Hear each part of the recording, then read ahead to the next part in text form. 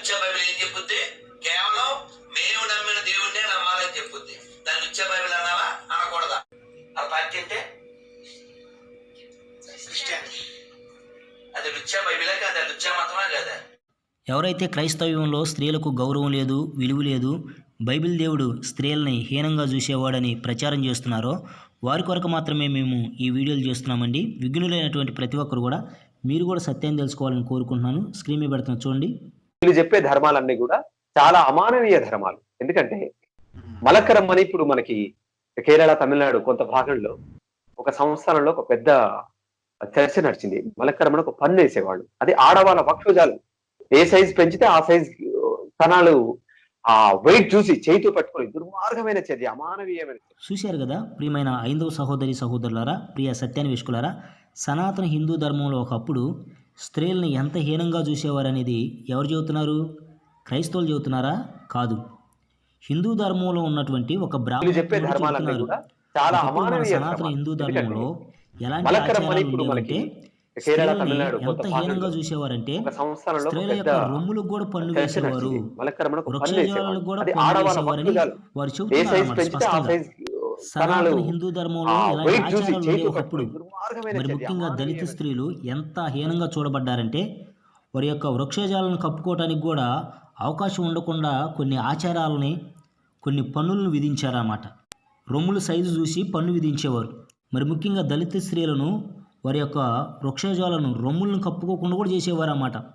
అంటే అంత కామాంధులుగా ఉంటున్నటువంటి కొంతమంది రొమ్ములకు పన్ను విధిస్తూ వారి యొక్క రొమ్ముల సైజును చూసి మరి రొమ్ము పన్ను అనేది విధించినట్టుగా ఒకప్పుడు చరిత్రలో జరిగినటువంటి సంఘటనని యథార్థవంతులైనటువంటి వారు చరిత్రలో జరిగిన విషయాలని ఉన్నట్టుగా కొంతమంది బ్రాహ్మణోత్ములలో కూడా మంచివారు ఉన్నారు, చరిత్రకారులు మంచివారు ఉన్నారు.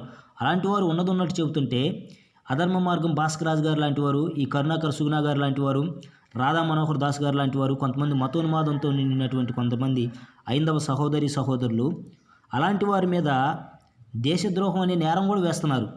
మతం మారారు అందుకే ఇలా చేస్తున్నారని కూడా అలాంటి వారిని నీచంగా మాట్లాడుతున్నారు అన్నమాట.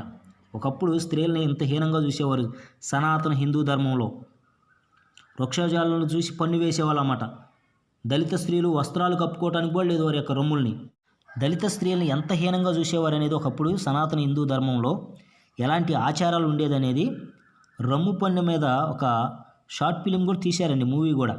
మలకరం అనే ఒక మూవీ తీశారన్నమాట, యథార్థంగా జరిగినటువంటి సంఘటన ఆధారం చేసుకుని. దాన్ని కూడా మీకు స్క్రీన్ మీద పెడతాం చూడండి. भारत पर कई तरह के शासकों ने राज किया।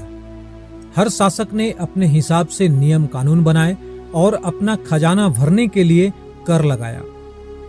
आज के समय में यकीन करना मुश्किल है कि कभी तीर्थ यात्रा टैक्स भी लगाया जाता था। भारत में ही एक खास जाति के लिए बेहद अजीब किस्म का कर लगाया गया था। 19वीं शताब्दी के शुरुआत में भारत के दक्षिण में स्थित केरल में स्त्रियों को मूलाकरम यानी कि ब्रेस्ट टैक्स लगता था। अगर कोई महिला कपड़े से स्तन ढकती थी तो उसे और उसके परिवार को ये कर चुकाना पड़ता था। केरल में जातिवाद की जड़ें इतनी गहरी थी कि निचली जातियों की महिलाओं और पुरुषों को स्तन ढकने नहीं दिया जाता था।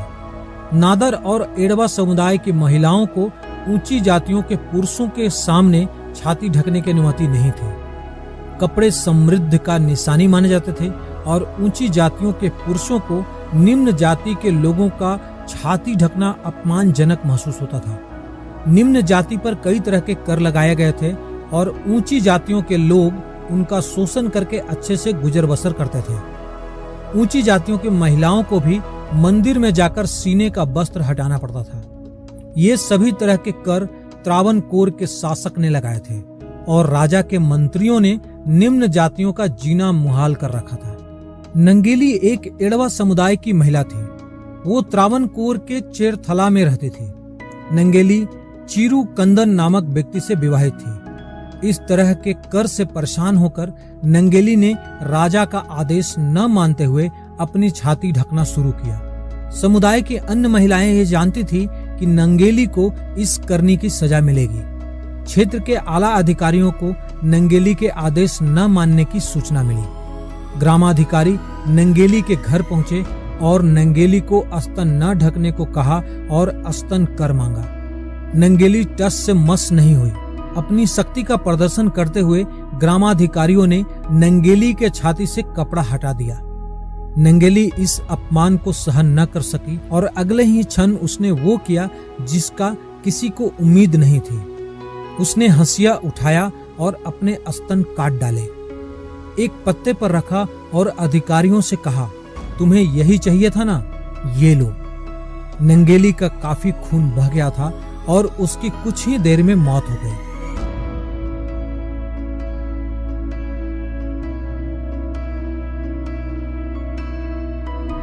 नंगेली के पति चिरुकंदन ने जब ये चीज देखी तो उसने भी चिता में कूदकर अपनी जान दे दी। नंगेली की कुर्बानी ने विरोध का ज्वाला जगा दी और पूरे क्षेत्र में स्तन ढकने के अधिकार की क्रांति शुरू हो गई। अंततः त्रावणकोर के राजा को ये कर हटाना पड़ा।